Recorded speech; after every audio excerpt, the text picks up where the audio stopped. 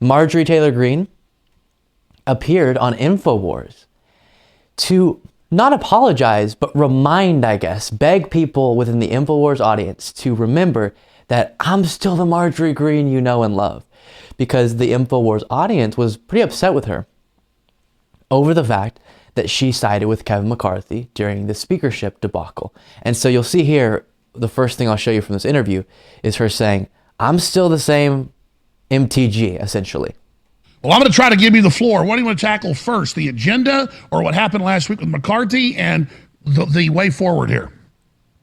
Well, I can just make it real short and sweet and let everyone know that the person you see right now is no different than the person you've known over the past 2 years.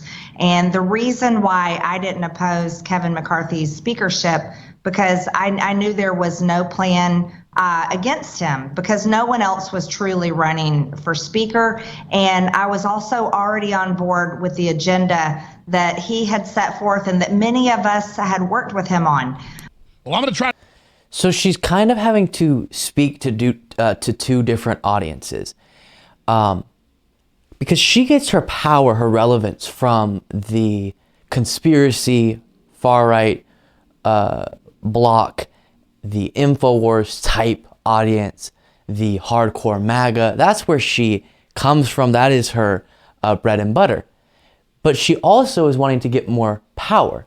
And so she is saying things, for example, during her recent Fox News interview, that allude to the fact that she's learned from the fact that she used to believe things that were super wild, conspiracies, and doesn't believe those things anymore, is kind of more reasonable. We know that she's not more reasonable, but that's what she's trying to portray to the more mainstream Republicans. But then she also has to go on InfoWars and say, I'm still the same person though, which scares me because I believe her that she's still the Marjorie Greene that the InfoWars audience fell in love with. But what that means is the same Marjorie Taylor Greene has all the dangerous views, but is acquiring more power, is becoming more strong and relevant within the Republican Party. It's taken seriously now by people like Kevin McCarthy, which is bonkers. And that is really bad for the country. Next clip I want to show you. Sorry about that, from this interview. Take a look. I just want everybody to understand, here's something very important, and I've got both of them in my hand. This is the rules package right here. This is the rules package that we had on January 1st. The date's right here at the bottom. And this was before. And I'm actually going to skip forward a little bit on this. Nothing after 15 ballots, 20 Republicans opposing Kevin McCarthy, and a lot of negotiating. Nothing changed in the rules, nothing changed in writing, but the motion to vacate from 5 members to 1. Okay, so just to be clear, I like seeing 20 members flex their muscle. I liked that the demonstration of power, kind of like Senator Mnuchin has been able to do a lot of good things. He's certainly not perfect, but he's blocked a lot of really bad things because they have a very slim majority, the Democrats do in the Senate. You guys can now do something similarly with the 20 people you have. But what you're saying is McCarthy made a deal. He's been sticking by it the 2 years you've been with him. He made a new deal, and so you'd already agreed. And so you're saying basically it was smoke and mirrors to act like there was a bunch of bad stuff that hadn't been done. But the truth is you basically got the very same package that was already agreed to. That's right.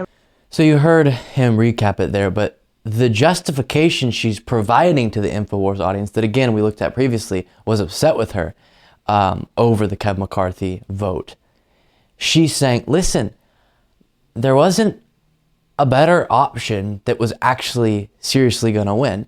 And the concessions and the accomplishments you're hearing that got into the rules package based on the stand that these 20 Republicans took during the Kevin McCarthy vote actually were already agreed on for the most part, and things didn't really change.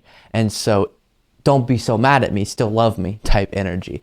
Again, I say, if she can win back the super MAGA, not that she fully lost them or anything, but definitely there was some upset energy at her in that wing, and hold on to her relevance within the Republican Party in a more mainstream sense with Kevin McCarthy being an ally of hers, that is very bad and scary for the country.